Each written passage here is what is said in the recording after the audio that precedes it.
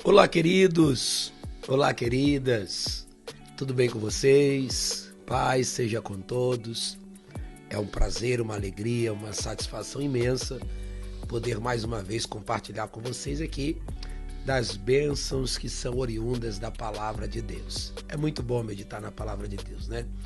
É muito bom ter o privilégio de ter acesso à palavra de Deus, à Bíblia Sagrada, e além de ter acesso, poder compartilhar a partir do momento em que Deus, em sua infinita graça, mediante o poder do seu Espírito, o Espírito da verdade, que veio para nos guiar em toda a verdade, desvenda os nossos olhos para que contemplemos as maravilhas da lei do Senhor. E lei tem sinônimo de sagradas escrituras. Sua palavra é pura, sua palavra é escudo, sua palavra santifica, limpa, restaura, é apta para discernir os propósitos e intenções do coração do homem. A palavra é quem nos guia, a palavra é quem nos direciona. Estamos aqui para refletir na palavra com caráter homilético, auxiliando aqueles que pregam, que ensinam, que querem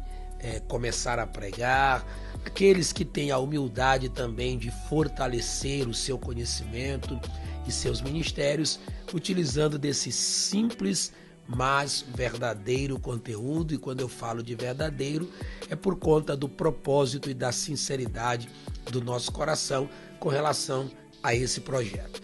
Lembrando que esse trabalho aqui, que tem como título, tem como tema Construindo e Compartilhando, onde a gente aqui compartilha o processo de construção de esboços e mensagens, ele vai se desenvolver de segunda a sexta. O meu desejo é de segunda a sexta compartilhar um esboço novo, uma mensagem nova. Nós vamos seguir uma ordem, como você vai ver daqui a pouco, nós vamos seguir um cronograma que está ali, uma ordem já estabelecida naquela pasta que eu mostrei para vocês no vídeo anterior. E se você não assistiu o vídeo anterior, tá bom? Assista, porque está uma bênção. Eu quero agradecer os pastores, os líderes, irmãos, irmãs, pregadores, pregadoras, que deixaram aí seus comentários, seu comentário de muita relevância, é muito especial para mim, e também isso ajuda na questão dos algoritmos do YouTube, né? Estamos caminhando, estamos pelejando e vamos conseguir aí alcançar muitas vidas para a glória de Deus. Vamos então de esboço. Qual será o esboço e a mensagem que nós vamos refletir hoje? Você está vendo aí a nossa tela, né? E eu quero aqui compartilhar. Veja bem, você sabe que nós estamos utilizando aqui uma das pastas que tem como título a pasta Mais 100, ok? Ontem nós refletimos, ontem dia 19 de janeiro, refletimos aqui, ó, a bênção não será anulada, ou a bênção não deixará de ser bênção. Na minha casa a bênção não será anulada, você pode assistir depois. E hoje nós vamos refletir nesse tema aqui, nesse esboço, ó. A casa não pode perder seus propósitos. Aí você se pergunta, Pastor Max, aonde foi pregada essa mensagem? O esboço já está aí na tela, ó. Eu já abri aquele no Word, como eu gosto de fazer. E também que o tema A Casa Não Pode Perder Seus Propósitos. O texto que eu vou ler é Marcos 11, de 15 a 17, tá bom? Onde Jesus chega ali no templo e encontra os cambistas, os que vendiam pombas, os que estavam negociando na porta do templo, e ele então chega ali e derruba tudo, solta os pombos e os animais, e dá um brado dizendo: está escrito, a minha casa será chamada casa de oração para todos os povos, mas vocês têm transformado ela num covil de salteadores, num covil de ladrões. E é preciso explicar o porquê escolher esse texto para falar desse tema. A casa não pode perder os seus propósitos. Vamos então à lembrança de onde essa mensagem foi pregada. Essa mensagem foi pregada em um trabalho festivo de círculo de oração em uma das congregações da Assembleia de Deus Ministério do Belém, aqui em Campinas, a congregação em São Martim, né? Na época pastoreada pelo pastor Márcio. E o pastor Márcio nos convidou para pregar e nos deu o tema baseado em 2 Crônicas 7,15. O tema não tinha uma declaração, apenas o texto, né? 2 Crônicas 7,15, que diz: estarão abertos os meus olhos e atentos os meus ouvidos à oração que se fizer neste lugar. Então, quando ele me repassou esse texto e eu comecei a estudar, buscando de Deus a mensagem, eu observei que no versículo 15, aonde estava baseado o tema da festa, nós temos aqui não só a resposta de uma oração, como também a promessa de um dos objetivos para os quais a casa estava sendo levantada.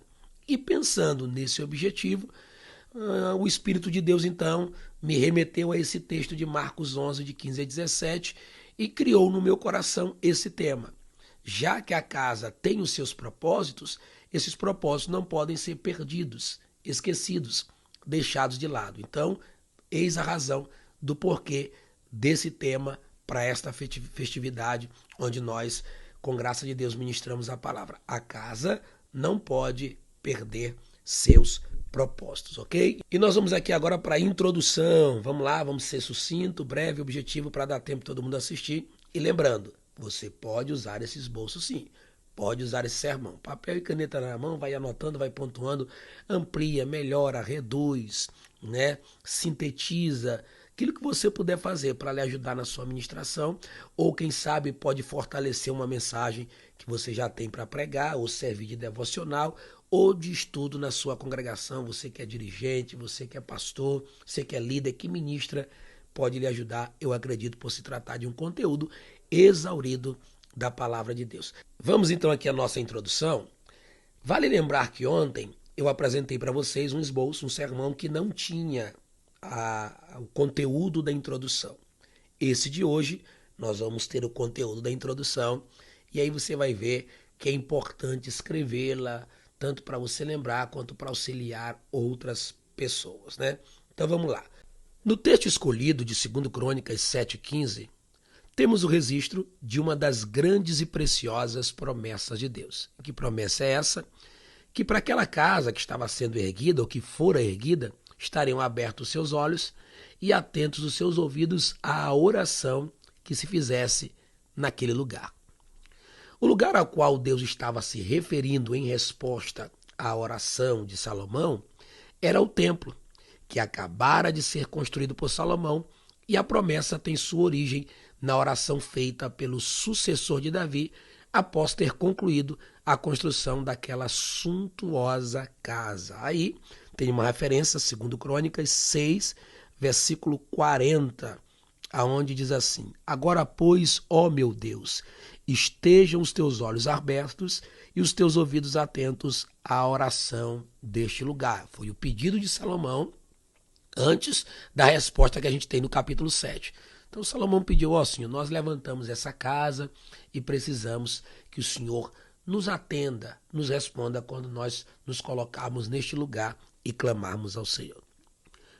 Quando Deus diz que seus olhos estariam fixos e os seus ouvidos atentos à oração feita naquele lugar, ele está não apenas respondendo, mas, sobretudo, corroborando, confirmando, ou seja, fortalecendo um dos propósitos para o qual o templo estava sendo erigido. Deixa eu fazer uma observação bem aqui. Você percebeu aqui, ó, que eu coloquei em negrito, tá? Palavras que são similares, que são sinônimos, olha lá, corroborando, confirmando, ou seja, fortalecendo. Por quê? Deixa eu dar uma dica. Todo público de um pregador, ele tem que ser considerado importantíssimo. Quer seja um público culto, instruído, ou um público que, num primeiro contato, entendamos que seja um público leigo. Vou ampliar o exemplo, tá? Vou ampliar essa reflexão. Suponhamos que você vai pregar no interior, num lugar bem longínquo, onde as pessoas não têm muito estudo, não têm muita instrução, não têm familiaridade com palavras ou um vocabulário difícil, de alto nível, e o pregador precisa saber distinguir isso. Por quê? Não vai adiantar eu usar palavras difíceis, palavras bonitas para embelezar o meu sermão, se o meu ouvinte não estiver entendendo o que eu estou falando. Então, se eu puder diminuir ou fazê-lo entender de uma outra forma, quando eu digo diminuir, é diminuir o nível dessa linguagem, da expressão, que não seja uma expressão tão difícil de compreensão, ou ampliá-la, dando outras opções para o meu ouvinte entender, como aqui nesse caso, ó, eu falei o seguinte, que Deus não estava apenas respondendo, mas, sobretudo, corroborando. Tem gente que sabe o que é corroborar, tem gente que não. Então, para que os meus ouvintes não fiquem alheios à proposta de reflexão do sermão, eu uso outras palavras para que a mente desse ouvinte compreenda. Então, eu usei aqui, ó, corroborando, confirmando, ou seja, fortalecendo, porque corroborar é fortalecer, é tornar mais forte, é confirmar. Então, fortalecendo um dos propósitos para o qual o templo estava sendo erigido, porque tinham muitos propósitos. E qual era o propósito? Aí eu coloquei aqui uma sentença que precisa ser dita para que o ouvinte entenda a ideia e a proposta da reflexão que eu quero levar ele junto com a graça que Deus nos conceder. Se transformar em uma casa de oração, não só para os judeus, mas para todas as nações. No texto lido do Evangelho segundo Marcos, Jesus traz à lembrança esta mesma promessa. Lembra que Jesus disse, está escrito, a minha casa será chamada casa de oração para todos os povos. Inclusive eu vou deixar agora aqui em Marcos, para a gente dar uma olhada no texto, vamos lá. Marcos, capítulo de número 11, né? Capítulo 11, vou ver aqui qual é o texto, vamos lembrar, 15 a 17. Vamos lá, versículo 17. Não está escrito, a minha casa será chamada por todas as nações casa de oração? É uma indagação.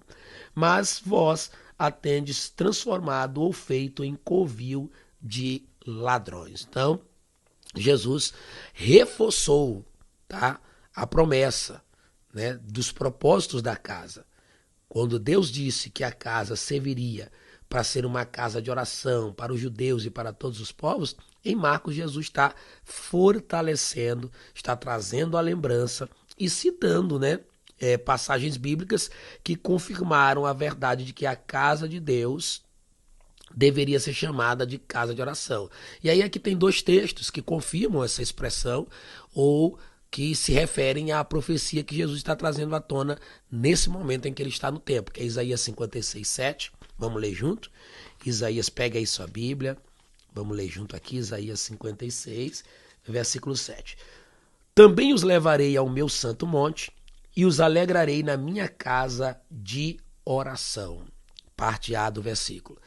Agora nós vamos para Jeremias, capítulo 7, versículo 11, aonde também se refere ao que Jesus está dizendo lá no templo. Olha aí, Jeremias 7, 11. Olha o que está escrito.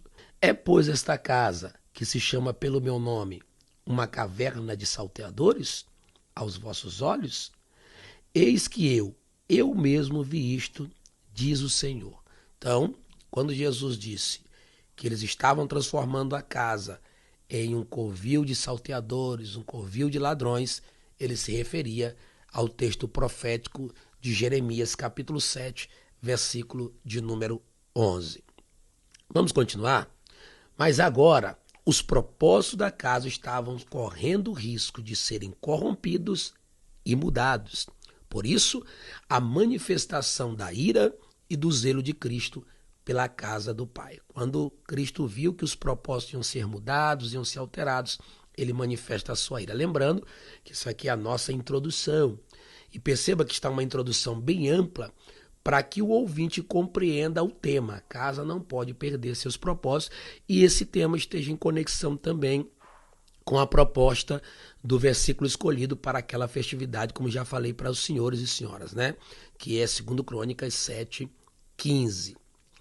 Nos dias de hoje, agora eu estou trazendo todo o conteúdo da introdução, toda essa reflexão bíblica para os nossos dias.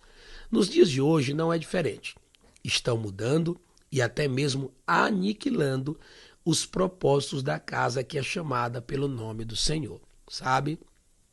Aqui eu não quero entrar em detalhes, pontuar nada, mas é perceptível que algumas reuniões no espaço do templo, que é chamado Casa de Deus, estão perdendo seus propósitos, objetivos e as intenções reais que deveriam ter. Aquele ambiente é importante, o templo, o espaço de culto é algo extremamente importante. Não concordo, não defendo a ideia dos desigrejados, que diz que não precisa estar no templo, senão Deus não teria convocado o seu povo várias vezes para congregar, não teria permitido toda a história de um templo ser erguido, erguer um templo só para o passado e depois não ter um lugar para as pessoas se reunirem para cultuar e para buscar a Deus. Meio estranho isso, é por isso que eu creio. No entanto, uma vez levantada a casa, o espaço, o galpão, o prédio, o templo, aquela casa linda, nós não podemos permitir que os propósitos sejam perdidos, alterados ou aniquilados, né? Me faz lembrar agora do tempo do profeta Elias, que teve que reparar o altar do Senhor que havia sido derrubado. Entendeu? Então vamos lá. Para entendermos não só um dos propósitos, mas também a promessa, vamos analisar alguns fatos importantes nos utilizando do conteúdo bíblico que cerca o texto de 2 Crônicas 7,15. Veja bem, essa parte aqui do esboço, nós a chamamos na homilética de transição. É uma espécie de ponte. É o que vai conectar a introdução do seu esboço, da sua mensagem, do seu sermão, ao corpo, ao conteúdo propriamente dito do seu sermão. E como essa introdução aqui está bem ampla, eu tenho que ter o cuidado de não me prender muito a ela, porque só a introdução já traz vários ensinos, né? Se a gente quisesse pegar só essa introdução aqui para pregar uma mensagem, já era suficiente. Inclusive, vai aqui uma dica. Quem sabe você precisa dar uma saudação, dar uma palavra rápida, você pode usar a introdução de um esboço, de uma mensagem sua, para dar ali uma palavra de saudação, ok? Então vamos lá. Em primeiro lugar, nós vamos ver que a existência da casa, ou seja, do templo, tem sua origem no desejo gerado no coração de Davi. É importante falar disso.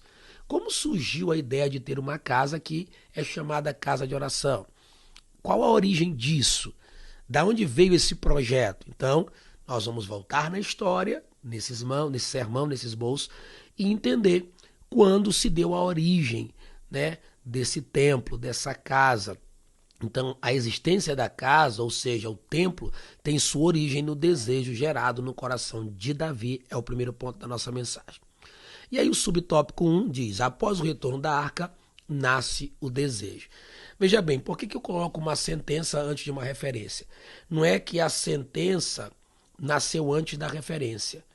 É a interpretação da referência que leva a gente a pensar na sentença a ser escrita. E deixa eu explicar isso aqui melhor.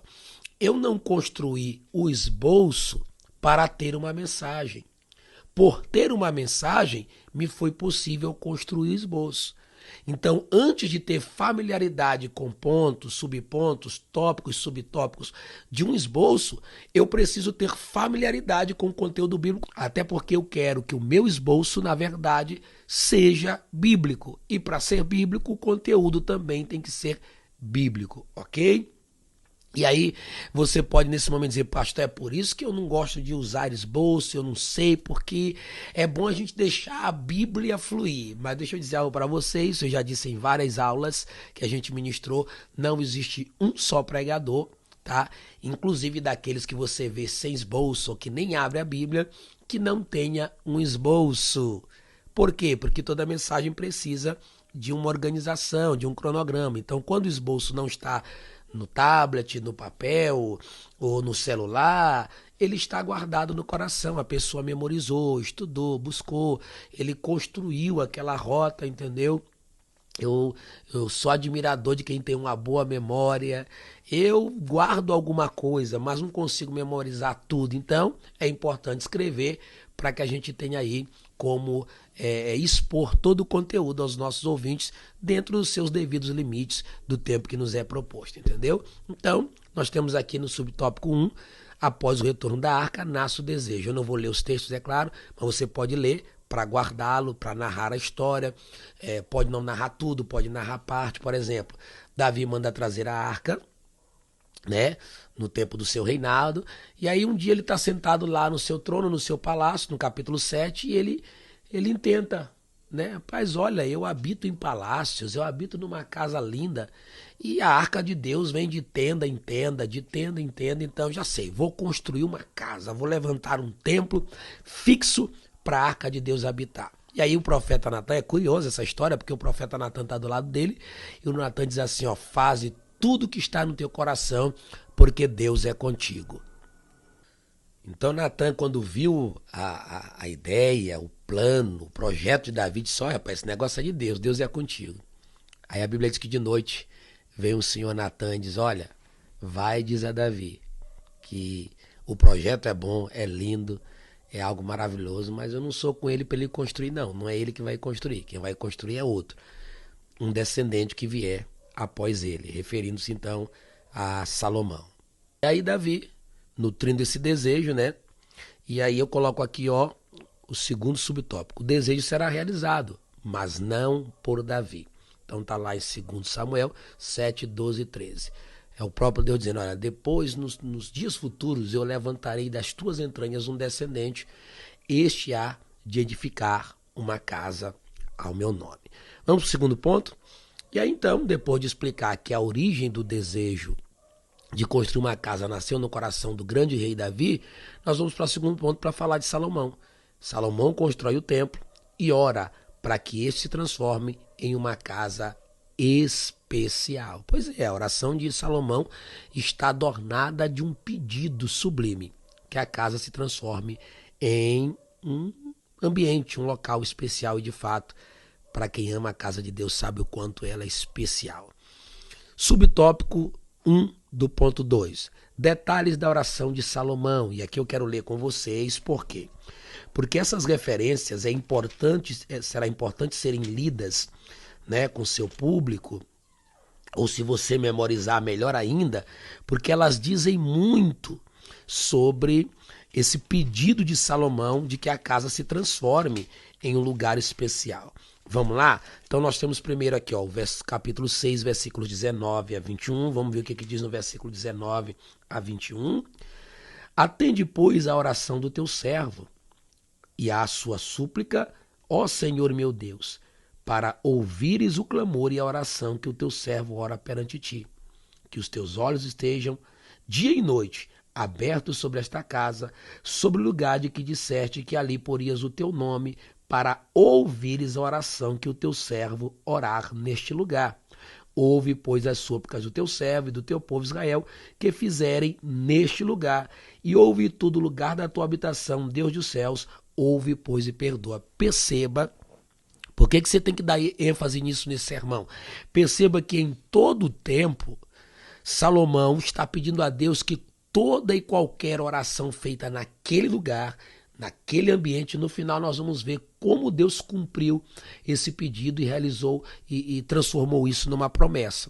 Então, ele queria que todo pedido, toda oração que fosse feita naquele lugar, Deus atentasse, Deus ouvisse e respondesse. Ou seja, a ideia é que quando o povo de Deus estivesse congregado, quando estivessem juntos, Deus pudesse atender, lembrando daquela casa como um lugar especial de resposta às orações. É por isso que muita coisa acontece no templo. Deus pode sim fazer milagres, maravilhas fora do templo, ouvir e responder orações, mas quem tem experiência de cultos, de encontros na casa de Deus, sabe, já viu que quando o povo está reunido, coisas extraordinárias e sobrenaturais acontecem, porque de fato está congregado na casa e na presença do Senhor. Inclusive, vale aqui destacar isso, os antigos, quando pensavam na casa de Deus, não pensavam como nós, muitas vezes, né? Eu vou à igreja, e quando diz eu vou à igreja, esquece que igreja somos nós e que ele está indo ao templo, ele é a igreja indo ao templo. Né? A verdade é essa. Mas os antigos, quando diziam vamos à casa do Senhor, aquilo tinha uma essência diferente. porque ir à casa do Senhor era ir para desfrutar da presença do Senhor. Ou seja, quando eles pensavam em ir para o templo, ir à casa do Senhor, eles já sabiam que não estavam indo apenas para um local feito de pedras e materiais físicos, né? Mas sabendo que iam para o lugar onde a presença de Deus se manifestaria e eles poderiam desfrutar dessa presença, ok? E aí tem outros textos, ó, versículo 24 e 25 ainda do capítulo 6. Quando também o teu povo Israel for ferido diante do inimigo por ter pecado contra ti, e eles se converterem e confessarem o teu nome e orarem e suplicarem perante ti nesta casa, ele sempre é específico na oração. Por isso que a gente destacou os versículos que estão aqui, ó. Estão aqui destacados em vermelho, ok? Inclusive, preste atenção que aqui eu não coloquei mais de um subtópico, por quê? Porque só o conteúdo desse subtópico é suficiente para você expor aí coisas maravilhosas em sua mensagem. Aí a gente parte para os versículos 29 e 30. Toda oração e toda súplica que qualquer homem fizer, ou todo o teu povo Israel, conhecendo cada um a sua praga e a sua dor, estendendo as suas mãos para esta casa, pense só. Então, ouve tu desde os céus, do assento da tua habitação, e perdoa e dá a cada um conforme a todos os seus caminhos, segundo conheces o seu coração. Pois só tu conheces o coração dos filhos dos homens. Aí vai para o 33. Então, ouve tu desde os céus, do assento da tua habitação, e faze conforme a tudo que o estrangeiro te suplicar, a fim de que todos os povos da terra conheçam o teu nome e te temam, como o teu povo Israel, e a fim de saberem que pelo teu nome é chamada esta casa que edifiquei. Quando o teu povo sair à guerra contra os seus inimigos, pelo caminho que os enviares, e orarem a ti para o lado desta cidade que escolheste, e desta casa que edifiquei ao teu nome, ouve então desde os céus a sua oração e a sua súplica, e faze-lhe justiça. Perceba que na sua oração, Salomão está destacando o quanto aquela casa deve receber uma atenção especial por ser chamada pelo nome do Senhor, que se transforma numa casa de oração, e não só de oração, mas de orações respondidas. Então tá aí para você discorrer o tópico, o subtópico 1 do segundo ponto. Vamos para o terceiro ponto? Mas nos tempos de Jesus, os propósitos estavam sendo alterados. Veja bem o progresso do sermão. A origem do desejo de se construir uma casa, a construção da casa propriamente dita e o pedido de que ela se torne uma casa especial, e agora mostrando que nos tempos de Cristo, de nosso Messias, os propósitos estavam sendo alterados. E para entender esses propósitos alterados, nós já lemos Marcos capítulo 11, de 15 a 17. E ali tem um destaque, é que Jesus começa a expulsar os cambistas, os que vendiam e compravam, os que vendiam animais. E aí eu vou endossar essa verdade de que a casa, ou os propósitos da casa estavam sendo alterados, com um contexto histórico, né? Um conteúdo que não está na Bíblia, mas que são informações que a gente adquire quando lê diversas literaturas teológicas, de historiadores, de pesquisadores, para a gente entender, porque nesse ponto aqui até se esclarece se é proibido ou não fazer venda na porta da igreja. Posso vender lanche? Posso vender pão caseiro? Posso vender livro, Bíblia? Será que é pecado? Vamos ler isso aqui, ó.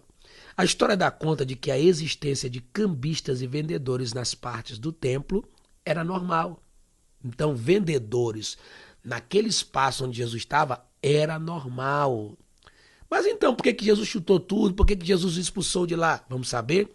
O que não era normal era a exploração por meio dos valores exorbitantes, principalmente aos gentios, e aqui eu vou explicar porque isso aqui eu memorizei, ok? O que acontece? Os cambistas que ficavam ali, os judeus que estavam ali vendendo pombas, os animais para o sacrifício, Aquilo ali era importante por quê? Porque muitos viajantes, muitos gentios, pessoas que vinham de outro lugar e queriam oferecer seu sacrifício, não conduziam, não traziam os animais para o sacrifício. Eles não tinham como trazer, estavam de viagem. Mas querendo cultuar, precisavam adquirir o animal, a pomba, ou o cabrito, ou o cordeiro, para o sacrifício.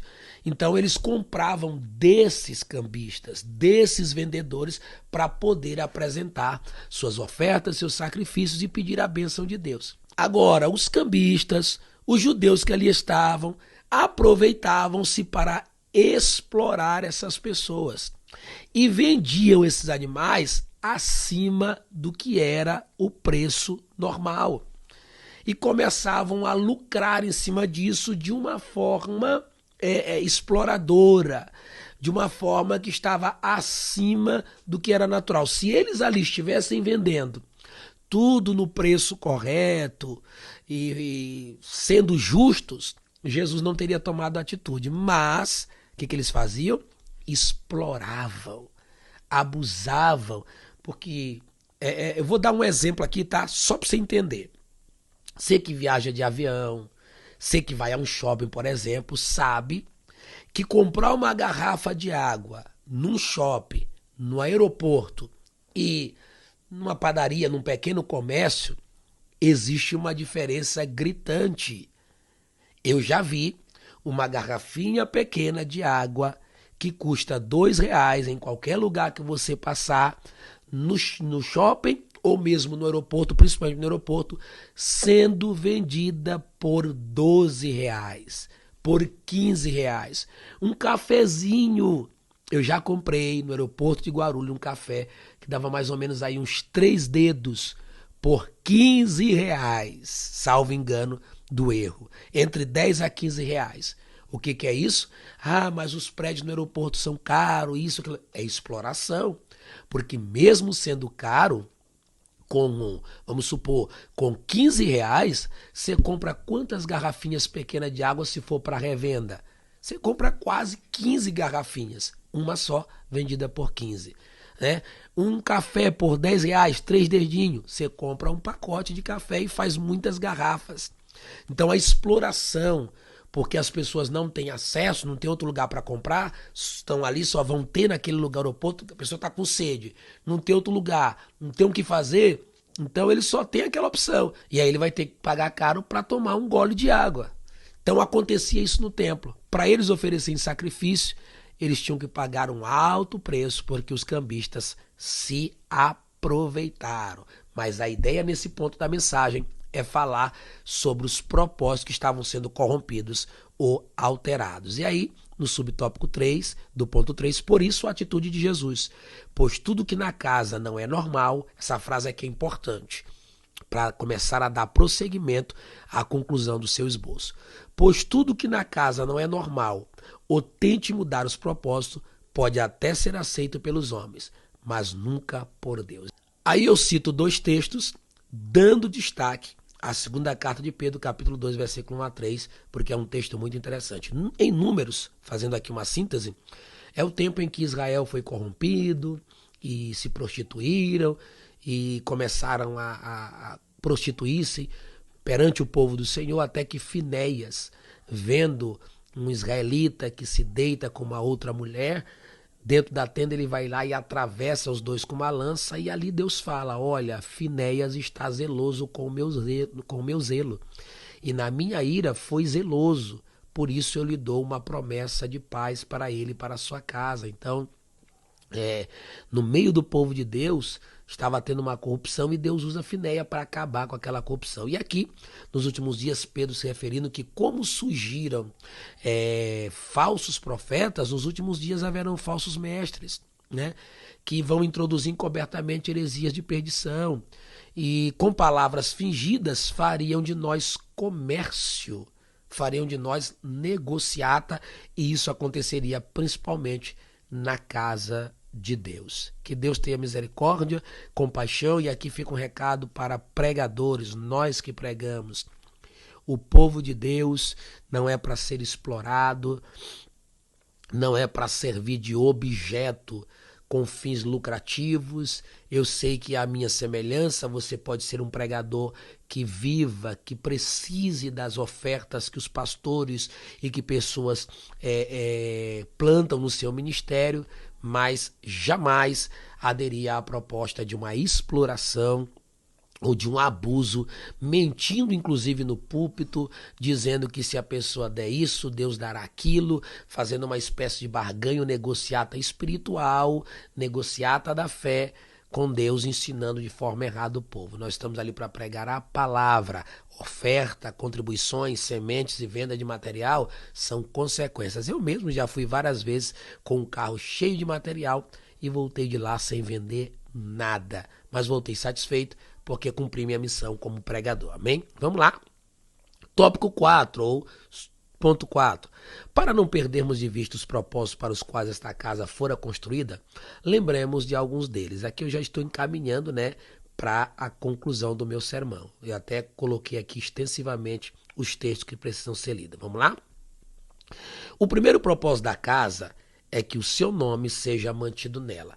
Vale ressaltar aqui que agora eu cheguei na proposta do tema. A casa não pode perder seus propósitos, ok? Tá dando para entender aí? Ficou alguma coisa confusa? Você se perdeu em algum momento? Me diga, que a gente escreve nos comentários que a gente vai lá e te auxilia, tá bom? No final do vídeo eu vou deixar o meu contato também para quem quiser tirar dúvidas pessoalmente. Muitos de vocês que me seguem aqui já têm o meu contato. Então vamos lá. Qual é o primeiro propósito, dentre muitos, da casa? É que o nome do Senhor deveria ser mantido nesta casa. Segundo Crônicas 7:16 está escrito assim: porque agora escolhi e santifiquei esta casa para que o meu nome esteja nela perpetuamente e nela estarão fixos meus olhos e o meu coração todos os dias. Veja bem, dizer que o nome dele deve permanecer na casa não é apenas por uma questão de uma pintura, de um letreiro, do seu nome aparecendo num telão, até porque já tem muito lugar que estão tirando o nome de Jesus e colocando o nome do pastor presidente, do fundador do ministério, junto com a imagem dele, Até para uma questão de atrair aqueles que o seguem, Mas o nome do Senhor permanente na casa traz a ideia de sua própria essência, do poder que esse nome tem, de sua presença, ou seja, Deus deve permanecer reinando, o seu nome reina, sua presença reina, sua essência reina naquela casa, não pode ser removido. Ou seja, tem muito lugar onde de cristocêntrico o ambiente está passando para antropocêntrico. Sai o Cristo e reina o homem. O nome do homem é que perdura. O nome do homem é que tem a sua essência exaltada e estimada no ambiente. Mas o nome que deve permanecer na casa é o nome de Jesus. Subtópico 2 do ponto 4. A casa deve ser um lugar de celebração do culto de adoração. Segundo propósito. Primeiro propósito, manter o nome dele lá. Dele, por ele e para ele todas as coisas. Segundo propósito, um lugar de celebração de culto de adoração. O Salmo 100 é um ótimo salmo para ensinar quem quer aprender a prestar um culto verdadeiro ao Senhor, Celebrai com júbilo ao Senhor todos os moradores da terra, servir ao Senhor com alegria, apresentai-vos a Ele com cântico, saber que o Senhor é Deus, entrai pelas suas portas, as portas do templo da sua casa, com ações de graça e nos seus átrios com hino de louvor. Veja, a casa tinha um propósito celebrativo, de culto e de adoração a Deus. Como nos diz o Salmo de número 95. Vinde, cantemos ao Senhor, jubilemos à rocha da nossa salvação, apresentemo-nos ante a sua face com louvores e celebremo-lo com salmos, porque o Senhor é Deus grande e Rei grande sobre todos os deuses. Nas suas mãos estão as profundezas da terra e as alturas dos montes são suas. Seu é o mar e ele o fez, e as suas mãos formaram a terra seca. Vinde aonde? Congregar-se na sua casa. Vinde, adoremos e prostremo-nos, ajoelhemos diante do Senhor que nos criou. Então, ao chegar na casa, o propósito daquele ambiente é celebrativo e também de culto de adoração a Deus. O lugar é para adorar o Senhor, para buscar, para celebrar, para render ações de graças. Mantenhamos esse propósito. E por fim, voltemos para o tema da festa. Veja como a gente permanece em harmonia com a proposta colocada no coração do pastor. E veremos que a casa existe como um lugar de resposta para as nossas orações. E aqui precisei dar ênfase à oração porque era festa de círculo de oração. Imagina eu numa festa de círculo de oração não falar do propósito da oração, entendeu? Então, isso é uma dica boa.